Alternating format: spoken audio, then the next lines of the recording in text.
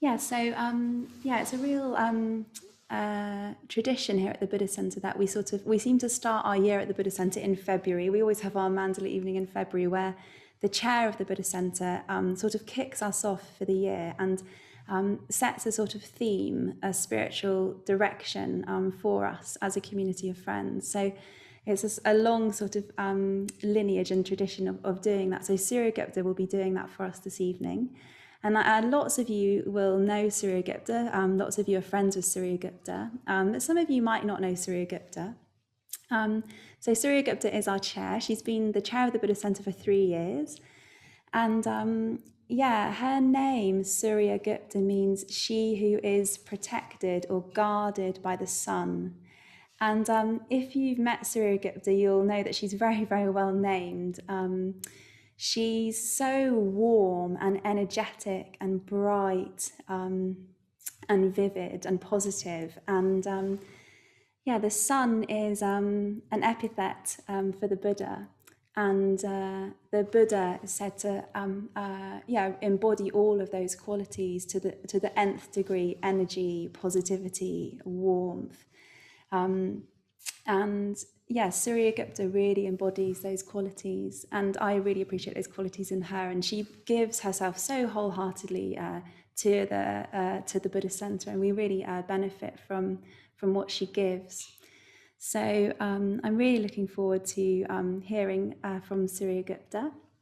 So let's pass over to Suryagupta now. Thank you very much, Gayavati, for a very, very warm welcome. And yes, I just want to, it's just lovely as well, as Gayavati was saying, seeing all your faces on the screen, seeing familiar names as well. I want to extend my warm welcome to you as well. And some of you, as Gayavati says, may know me. I know many of you, but some of you may have just been joining in our community, maybe coming from the 21-day challenge. So wherever you are in our community, whether you're fairly new and connecting for the first times, or whether you've been here for many, many years, then just a very warm welcome. So as Gayavati said, the aim of these evenings is to come together, connect, really, as she said, spend the evening together. And I've been personally looking forward to just spending the evening together with you and being in connection with you. Sometimes there's a particular teaching that the chair will share to set the orientation, but in a way tonight I really just want to share some general personal reflections, really looking back a little bit of the last year and sharing what's been uppermost or in my mind or what I've been thinking about. So really that's what I'm wanting to do this evening with you. So we're doing this we call it a Mandala Evening, and it's a bit different because it's the first time online. I'm at home, but it kind of sits with the times. It sits with the times, isn't it? Of like where we're having to adapt our routines, figure out new ways of doing things because of COVID-19 and its impact. And really, in a way, I want to sort of just acknowledge COVID, the situation that we've been in. I think we've seen, as Gayavati was saying, how much, because of not being able to do our normal activities, how much we need human connection, connection with all life, actually, human connection in particular. How much we need to work on our minds, our hearts. I think we've seen that in the situation we've been in more than ever. How much suffering there is. Suffering is immense, and it comes out in so many different ways. And you may have been touched by it personally. I know many have. You may have experienced it through anxiety, insecurity, isolation, job insecurity, illness, of course, loss in many, many ways.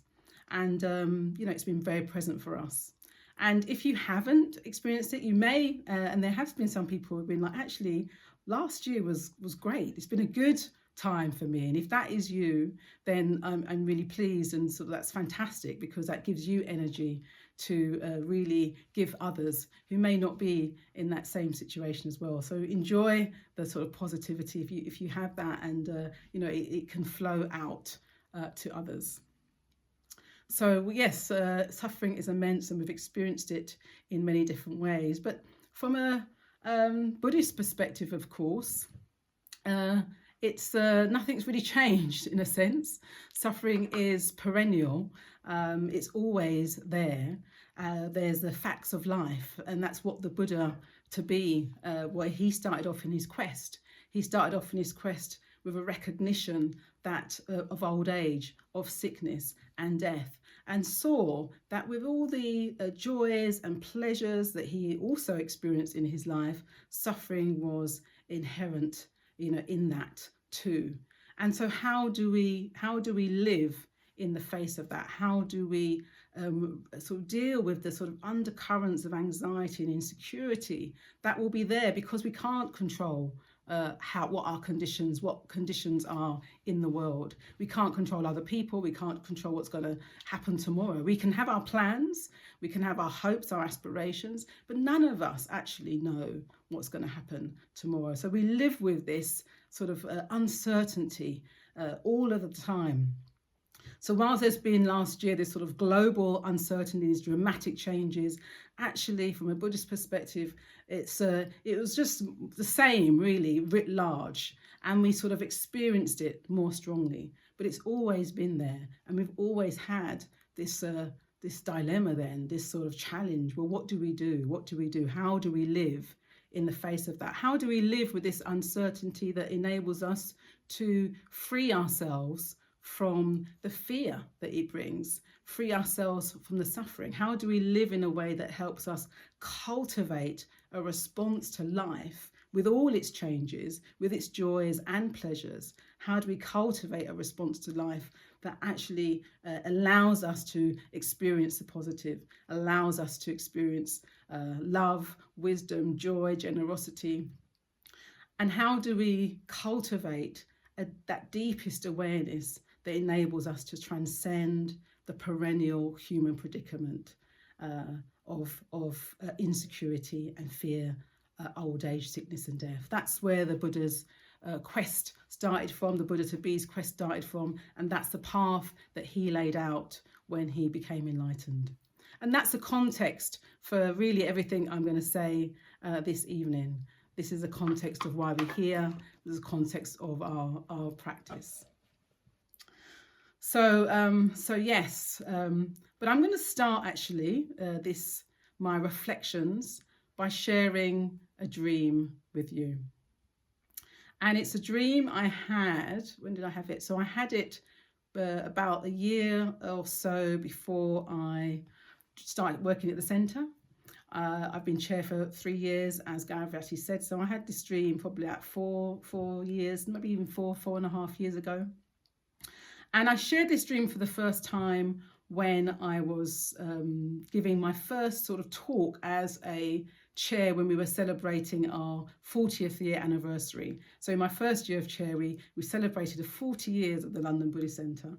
And this dream came back to mind. At the time I had this dream, it felt very random. I thought, why have I dreamt this? It felt it had no bearing on my actual life. And you'll see in the dream that it was before I started working at the centre, so I couldn't really relate to it, but I knew it was significant. I knew it was trying to tell me something. So at the 40th year anniversary, I was asked to really share some reflections looking back at our previous 40 years and look ahead at the next 40 years that were about to come. And so this dream asserted itself on my consciousness, and I felt called to share it then.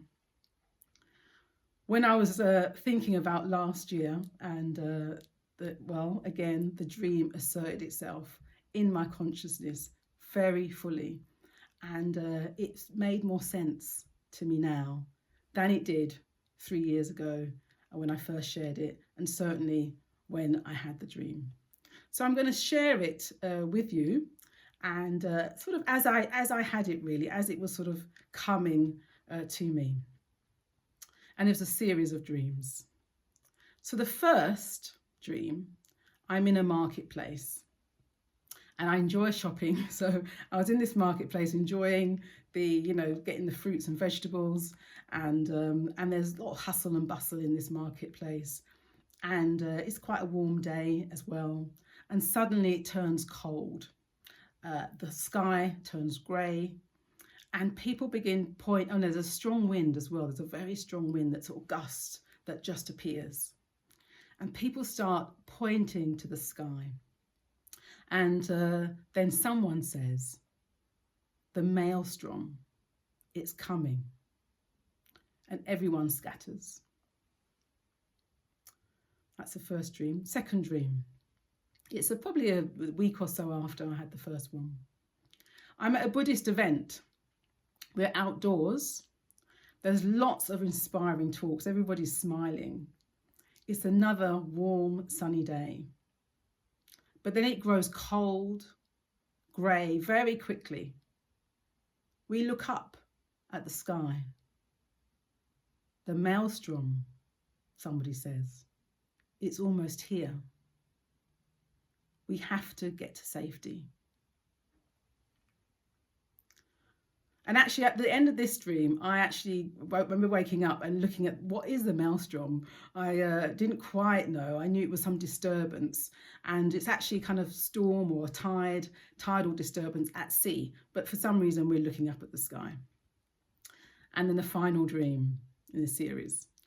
I'm outdoors, again, at another Buddhist event, and we look up at the sky. We know it's not safe. It's really coming. It's here, someone says. We need to get to the centre. So we rush and we all arrive outside of the London Buddhist Centre's doors. There are many people ahead of us. And I'm there in the sort of rush to get to centre. I'm in the sort of queue, as it were. And then I hear someone say, oh no, they're only letting the teachers in.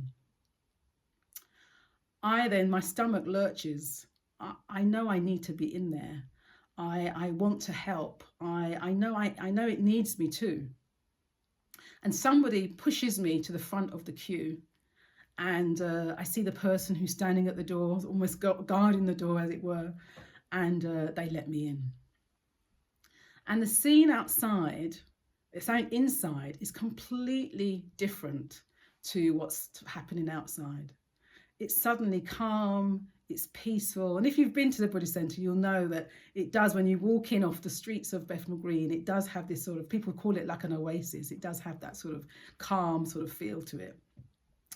So I walk in and suddenly, it's calm, it's joyful, people are smiling, and I'm happy I've got in. And the centre's huge, actually much bigger than our current centre. It's huge. And there's all these different levels to the centre. And so I go down, I'm taken down to the basement. And in the basement people are meditating. There are people in robes and they're meditating. And they have all very different expressions on their faces. Some are really peaceful, some look quite, intense. Some are just really just more deeply calm and relaxed, actually. Happy, joyful. And what's interesting about the basement is that it's illumined, it's bright, but the brightness is coming from those meditating. The brightness is coming from it's almost like they're emitting this energy, and you feel it as you walk into the room. And I want to be there. I want to sit there with them. I want to meditate with them. But there's more to see. So I'm then taken upstairs.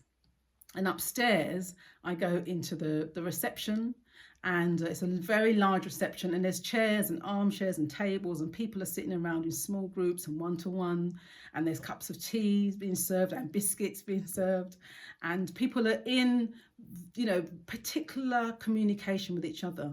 And some people are laughing, some people are looking very serious.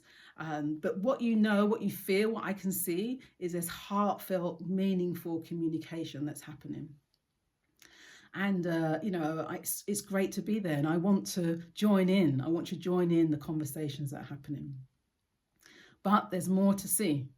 And I'm then taken upstairs, and upstairs there's a huge office, and people are at their computers, they're poring over spreadsheets, they're looking at prints, there's activity happening. And the Subhuti, our president, London Buddhist Centre's president, is also there. And he calls me, and we sit down and we look at this magazine together. And the whole endeavour is about trying to get the word out. We're trying to communicate the Dharma. We're trying to share teachings. And we recognise that it's needed. We recognise that the world needs us at that moment. And everyone, from those looking at the spreadsheets to those typing on the computer, we're all engaged in the same endeavour. And I go back downstairs, and I just feel very fulfilled and happy to be there. And what's wonderful for me is that I can be at all the different levels. I want to be in the basement, I want to be chatting with people, and I'm happy to be working behind the scenes, sort of studying and sharing what needs to be happening as well. So yes, that was the dream, in a sense, apart from there's a particular ending to it. And I often think if the dream had ended there, where I was looking at the whole scene and feeling happy and at ease, I know I can contribute, I know we're responding to the needs of the world, then everything would have been okay. It would have been a nice dream. And maybe I wouldn't even be talking about it right now. But it doesn't end there to dream. I'm happy, I'm content, I'm fulfilled. Everybody's collaborating. We're working very harmoniously together, sharing what needs to be shared with the world. But then a memory comes to me as I'm standing there. And I remember I have a son. And my son is out there. He's out there in the cold, in the grey. He's out there with a maelstrom. And he can't get to where I am. He can't get to where I am because there are no trains. The trains aren't working. And so I think, maybe somebody could give him a lift, but then I realised, no, that's going to put them at risk. And I feel I need to be here. I need to be here in this endeavour. I want to be safe here. It's safe here. It's comfortable here. I know what I'm doing. It's familiar to me. But there he is, out there. And I know that I have to go and venture out. I have to be the one to leave this place of safety and reach out to him. And in the dream, I'm recognizing that. I'm recognizing the risk. I'm recognizing I'm having to go back out into the cold, into the maelstrom. And I'm recognizing that it's going to take some courage. And the dream ends with me taking a deep inhale, and that's it. So this was as I said at the time, it didn't make any sense at all to me, this dream. But now it does. It definitely makes more sense to me. And I'm just looking at all your faces on the screen. But yes, when I dreamt it, well, it felt very fanciful in the way. The beginning of the dream with the kind of, the centre being shut. Well, the centre's never been, wasn't shut in its 43 years history. We sort of prided ourselves, in fact, of never really having to close the centre. We were open 6 days a week, but then the 7th day, Sunday, there were always activities going on there. So that felt very fanciful. It felt far-fetched, even sort of like the realm of science fiction, that there could be something in the air, something in the atmosphere that was harmful, that was threatening as well. But what wasn't strange was when I entered the centre in the dream. That felt very familiar, the kind of hive activity. People are often surprised that the Buddhist centres are really, I wouldn't say busy place, but there's the hive of activity. It's a very industrious place. It's very peaceful. You feel instantly relaxed when you walked in, but it's also a place of full activity as well. So that wasn't familiar. And what was also familiar for me going into the centre was how well everybody was working together. Everyone's working towards this shared endeavour. There's a real sense of wanting to share the teachings, wanting to respond to the needs of the world. That was also very familiar to me. So yes, it's so in a sense, it was a real unfamiliar from the beginning of the dream into something really comfortable on some level, and that I was able to participate in. And I love the fact that I can go into all these different levels as well, that there's always something I can do. If I want to go to the basement to meditate, I can do that. If I want to just be in communication with somebody else, heartfelt communication, I could do that. If I wanted to, produce content, then I could do that as well. I love the fact that sort of really fits with my personality, as it were, that, one can engage in all these different ways.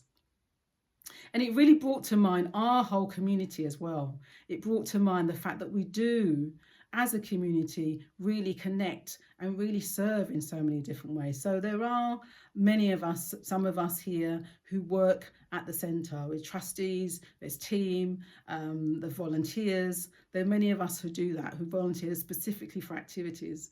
And I want to rejoice actually in all of us here who are involved in the centre in that way, because it comes from so much commitment, it comes from so much generosity, that there's a real sense of really wanting to give, and it's very special. It's very special. You don't get that level of giving in the way that I've not seen it anyway, that you get, that you don't get that elsewhere often. So this level of commitment, this generosity, this wanting to share, that is a real experience that we have at the Buddhist Centre. And from people that, from our teachers of volunteers, those who teach yoga, those who do fundraising, those who caretake the building, those who come and help clean the building, our trustees, as I said, our teachers, all come from such a level of generosity, and it's really something to be rejoiced in.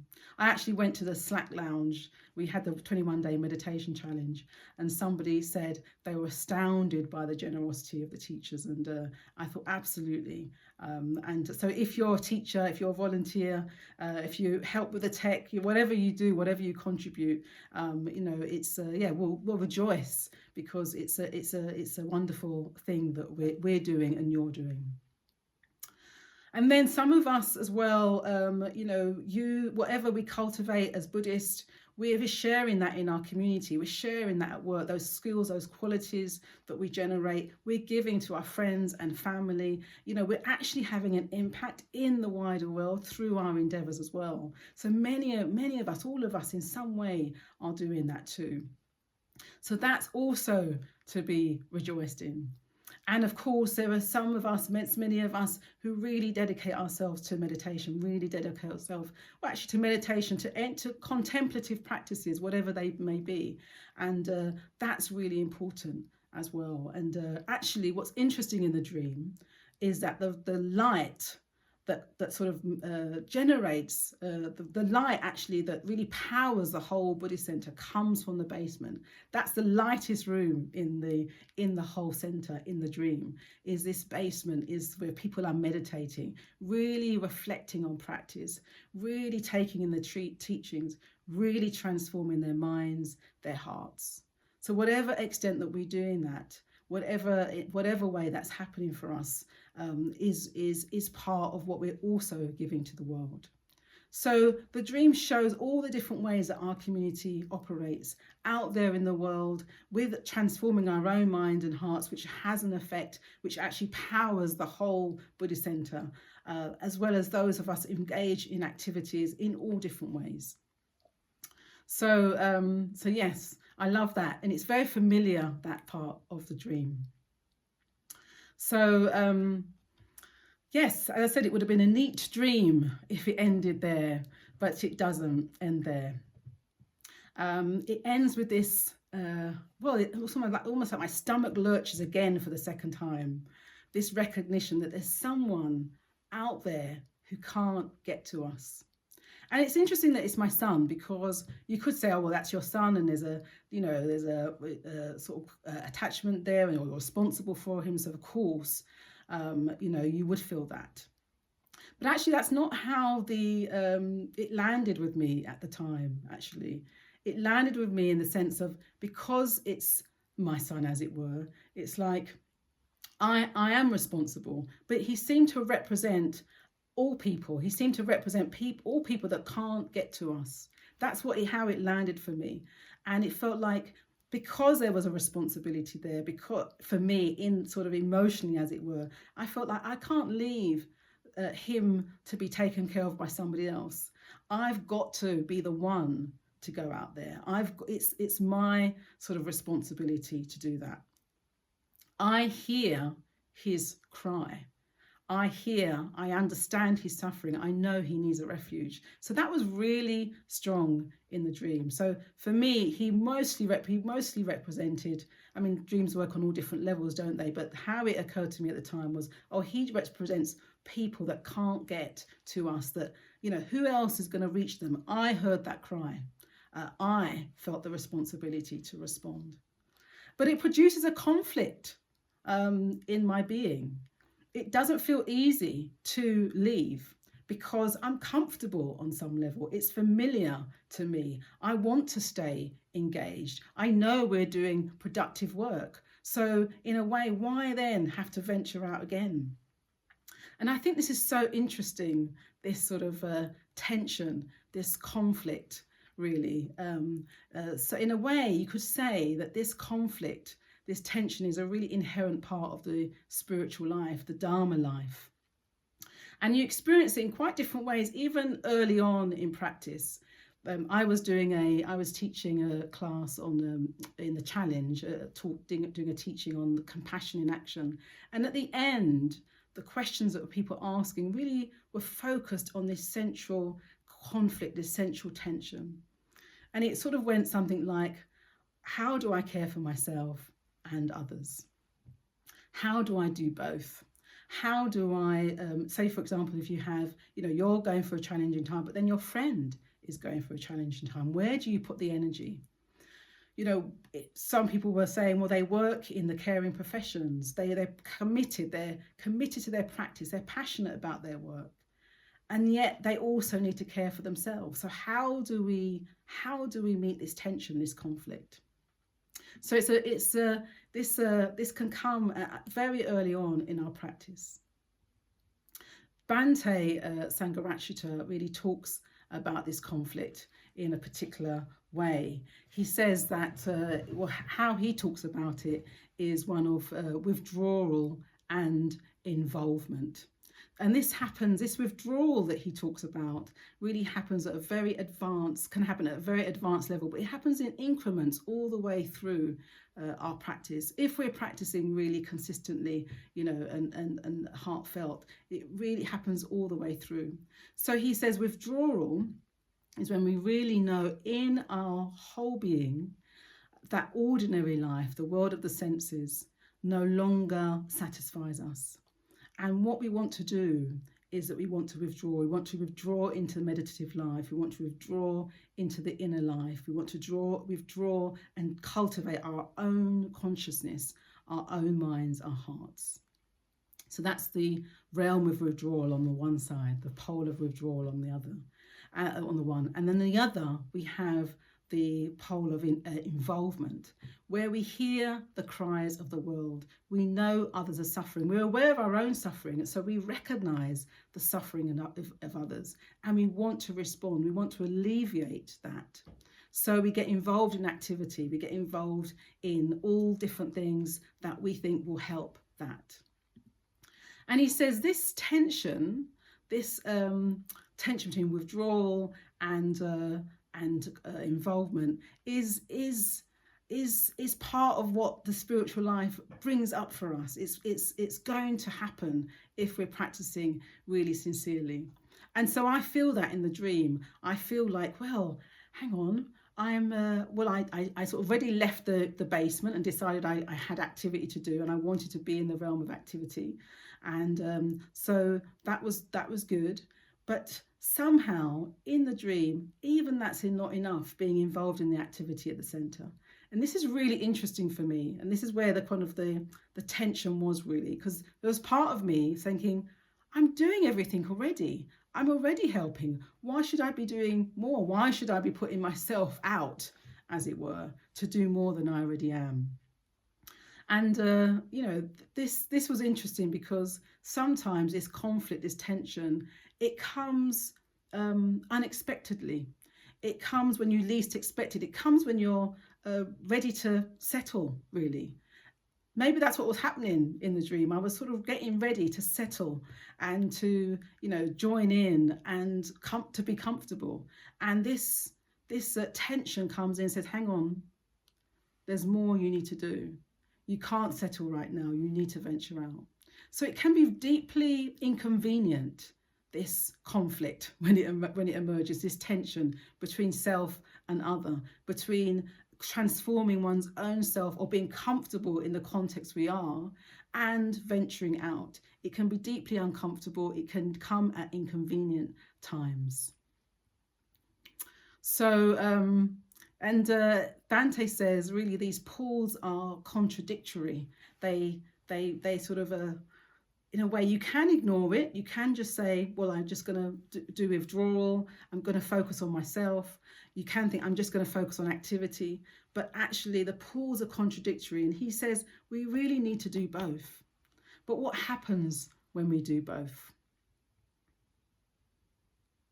So just to say, Bhante Sangha, actually, if you don't know, is the founder of Sri Ratna.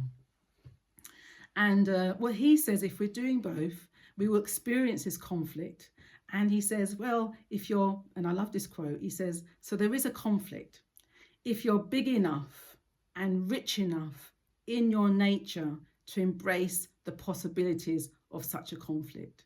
So I love that we need to somehow be big enough and rich enough in our nature to embrace the possibilities of the conflict. So what does that look like? What does it look like to be big enough and rich enough in our nature to embrace that?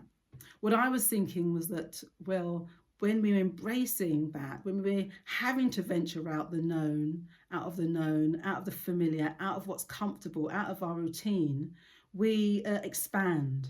That's what happens to us. We expand if we're experiencing this tension.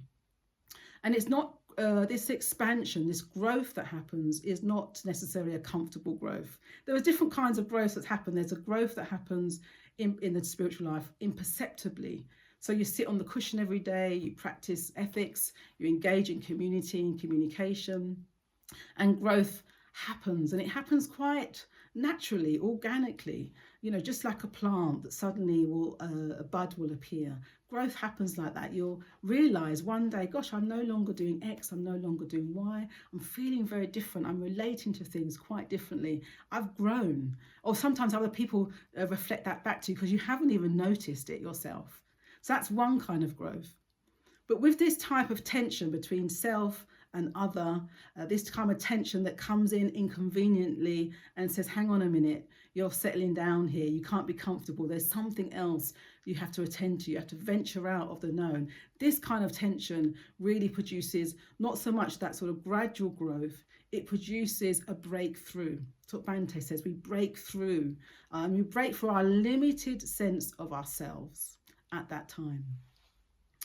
And this breakthrough, it can feel very dramatic, and it can certainly feel uncomfortable. And what he says is that we're breaking through into a higher dimension of spiritual consciousness, where we begin to live altruistically, truly altruistically. So this is altruistic living, where we're not thinking, well, do I do this? Do I not? It's just naturally giving. It's naturally sharing. It's naturally wanting to respond to others, organically, naturally, dynamically. And this sort of tension is talked about at the very highest levels in Buddhism. There's a really important ideal in Buddhism, and this ideal is a foundation of our order. It's a foundation that enabled the London Buddhist Centre to come into being. It's a foundation. I think the principle, the ideal, is what also keeps Buddhism alive as a living tradition. It prevents it from being a scholarly exercise, just a scholarly exercise, or just a sort of self-improvement exercise.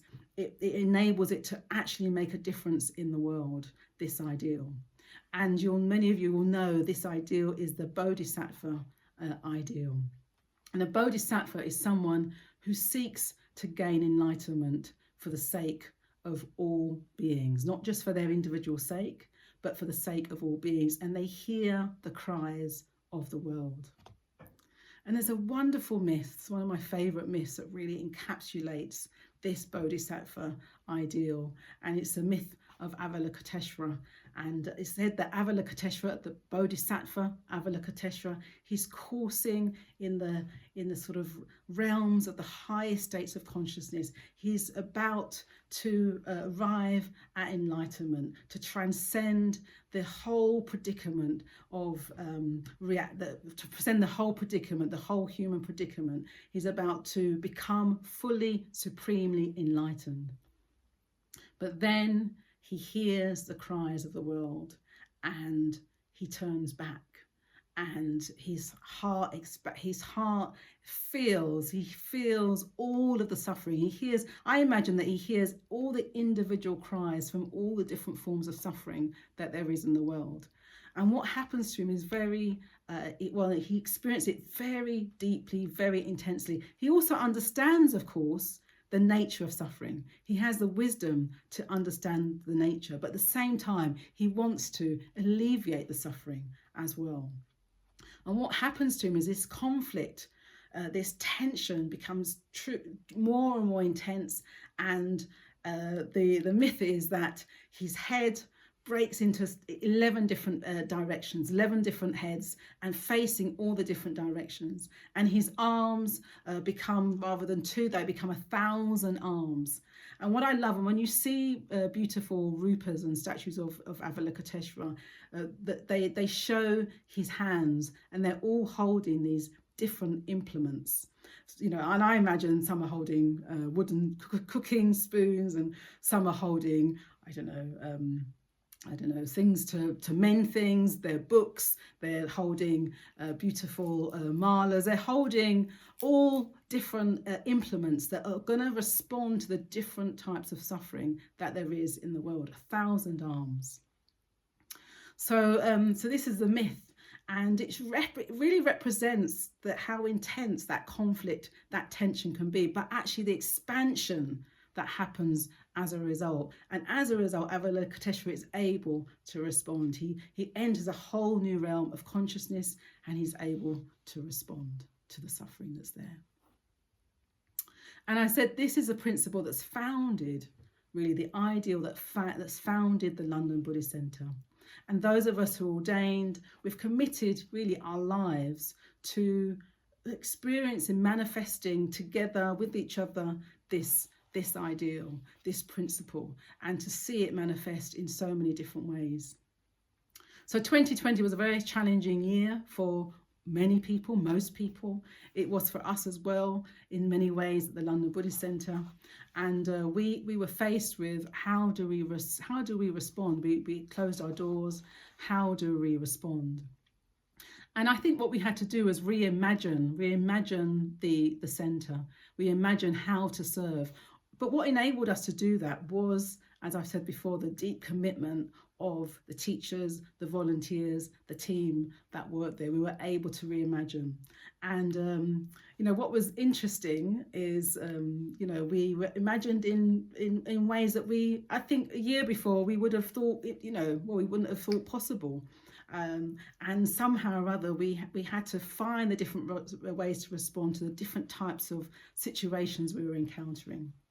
It's very interesting. We had a council away day where the trustees go away for a couple of days, or we spent a couple of days together.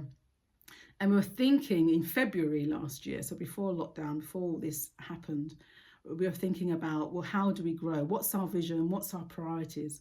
And one of them was to expand, to reach more people. And one of the obstacles for that for us was our building, in fact. I mean, I love our building. I was there on Monday and I love walking into the building, and I really want us to open, as soon as possible. But we could see the limitations of the size of our building. Garavati was saying at the beginning of this, that we'd be working out where to put the cushions, how to get people in to some of our events. And it was always very difficult turning people away. And we didn't do that often, but occasionally that had to happen. So we were thinking, how do we grow? How do we expand? We feel we're able to respond to more people, but our building, the size of it was limiting for us in many ways. So we spent time brainstorming. And then, of course, COVID-19 hits and, conditions change. And we were ready in many ways to respond to that because we had the vision of wanting to respond to more people. And we were very lucky that we had team members and volunteers and teachers who were able to, had the skills and qualities to able to make that happen as well. We also talked at February in our strategic visioning, our strategic priorities, that we wanted our communication to reach. We wanted our communication to be global. We wanted to be local, really based locally, have deep roots locally, but we wanted to reach people all over the world. And we felt that our teachings as well were capable of doing that. We felt that we had a particular presentation of the Dharma that people needed to hear. And again, being online really has enabled that to happen. So when conditions came into being, we were able to respond, and we really what enabled us to do that was a commitment to finding new ways of doing things and the ways we were working together as well. So yes, and I would just say as well, I think that we had a very well-oiled operation before lockdown. We knew what retreats were coming up, we knew what courses, we knew how to run things. We were always improving. There was always a sense of development and improvement, but we sort of knew how things were. We were comfortable, I would say, in how things were, and that was disrupted, but growth came out of that disruption for us, growth and expansion. And as I said, I'm really looking forward to being back in the building as well. But I think we've grown as well through this experience. So the other thing that happened last year, COVID obviously was happening, and I personally also was affected by it. I was ill for a while, and that was really difficult at the beginning because I was really wanting and really enjoying and really participating in all the new ways we were growing as a centre. And suddenly I had to stop. I had to let go. I had to go into the realm really of withdrawing. I had to find different ways of practicing I had to heal my mind, my body from the virus. And that was also a teaching for me, because I think we learn through activity, we grow through activity, we respond to other people, we can make a difference for activity, but it's always remembering that realm of withdrawal, that realm of where we step back, where we actually focus on our minds, focus on transforming our own consciousness. And there are different ways to make a difference. And that was an important reminder for me at what was a very busy time. And then last year, as well as closing the centre and reorganising our activities, and COVID happening for me personally, when I was recovering and ready to get back into activity, then we had the Black Lives Matter. The world was in turmoil again, and there was a march for Black Lives Matter. And this was another really interesting, challenging phase for me personally, and for many of us in Trivatna at the time. And I started getting scores really of emails and messages from people who were wanting to think about how to respond. Well, actually, there were different camps of the responses I was getting. I was getting many messages, and I was in communication with people of colour, Black people and people of colour, who were finding it very distressing. Well, they were very sort of optimistic on the one hand about possible change, but also they were encountering their own suffering more deeply, becoming more and more aware of the different ways they had suffered in this way, and they were needing to be in communication, with others and with each other and with myself. And I wanted to respond to those cries. And then I had people writing to me who were recognizing their own biases, their own prejudices, recognizing that their own conditioning, their own cultural conditioning, how it impacted on them, and they were wanting to transform, to change, and to respond to the opportunities that were being presented to them at the time. And they were writing to me as well. And then I had people as well who were thinking, what's all this got to do with Buddhism? We're Buddhists, we're good Buddhists, we already help so many people, we already help others, we're already responding. Why do we have to think about this? What's the relevance of this? And so I found myself in the midst of this, and of course also aware of my own experience in it too. And I had to think, how do I respond? It felt like there were many cries coming from all different directions. And I thought, how do I respond? And many of you will know that one of the things I decided to do a few different things, but one of the things I decided to do was have a public live conversation on YouTube with Subhuti, our president. And that came because Subhuti said, that he saw the possibility of embracing that conflict, that tension that was happening in the world and in our sanghas. He saw the opportunity that the situation presented. He wanted more people of colour to be engaged more deeply, and he recognised this could potentially help.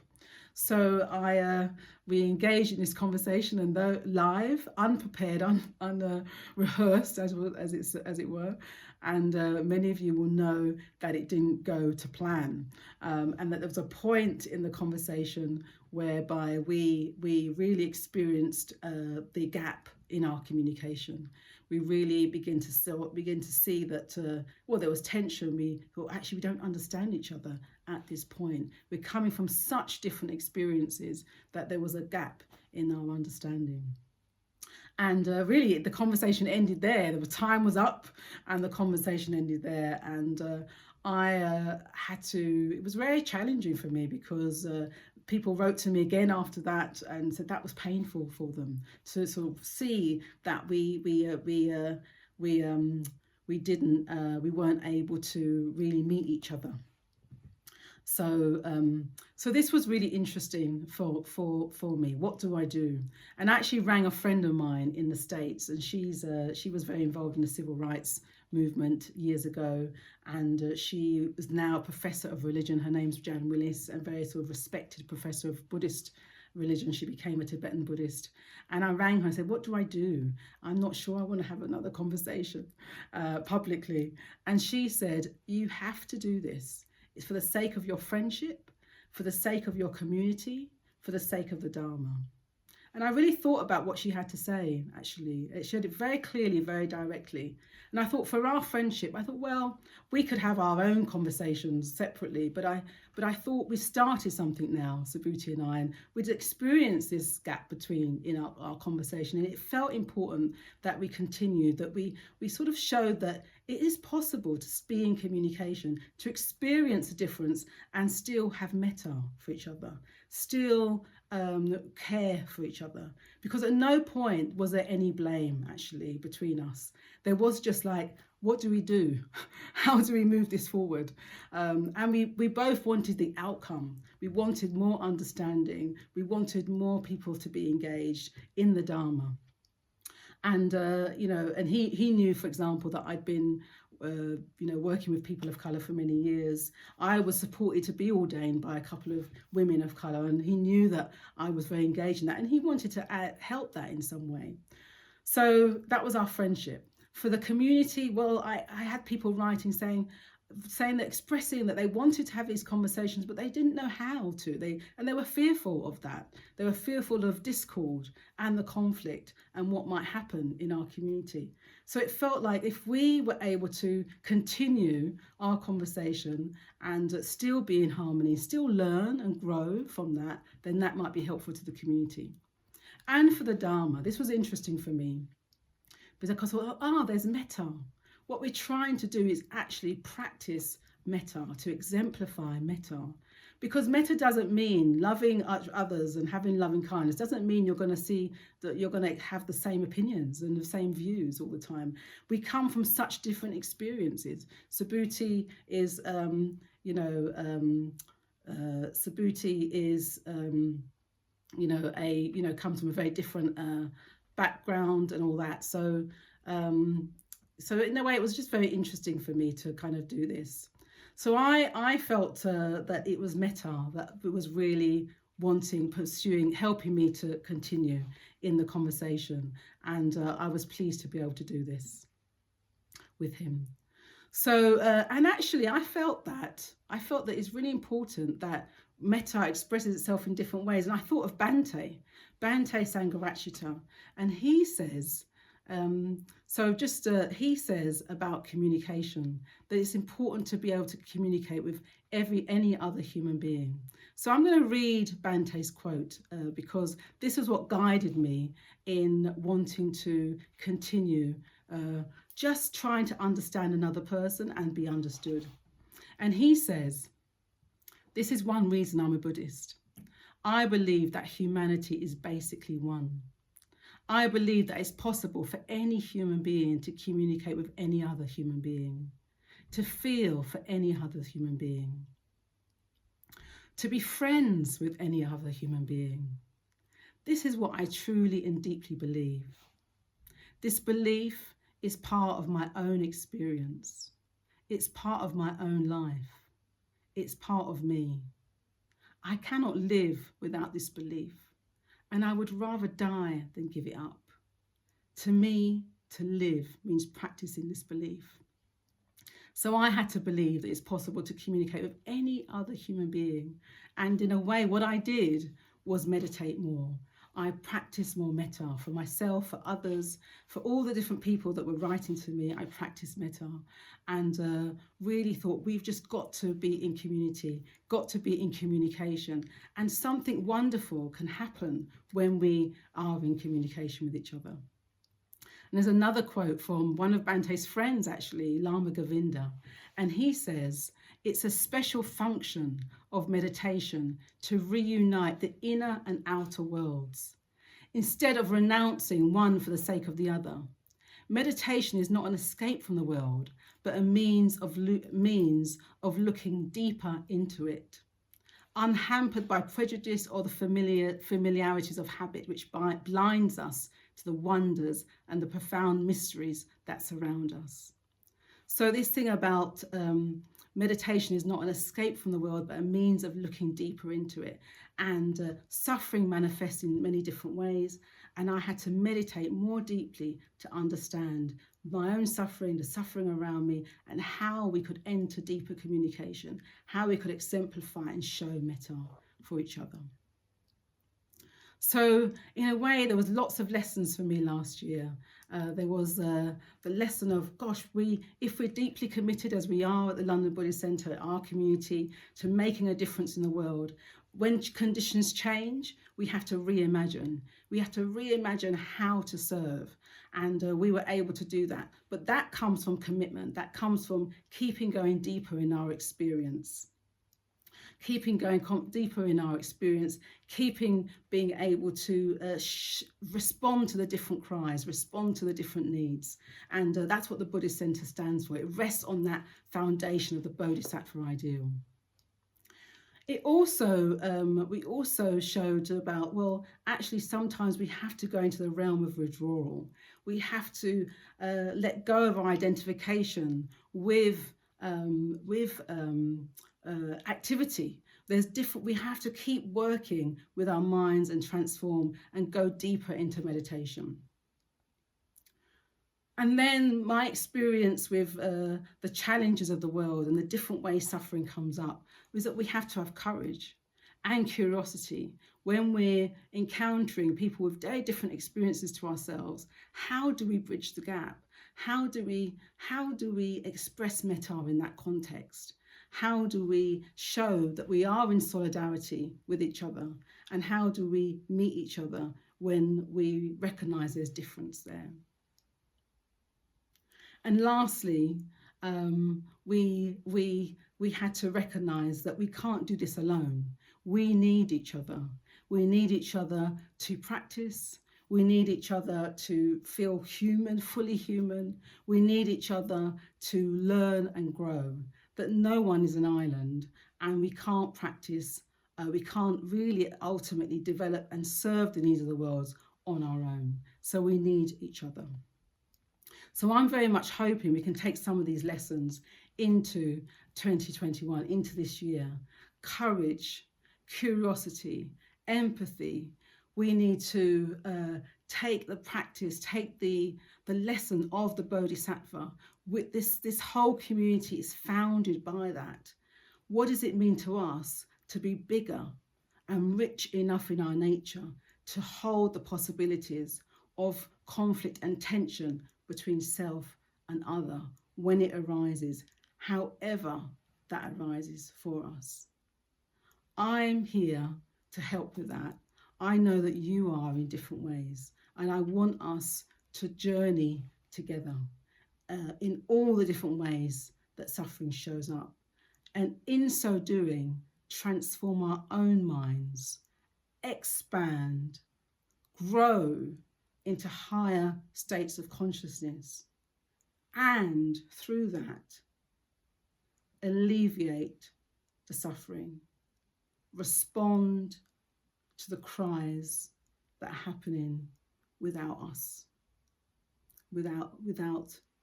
outside of our community in different ways.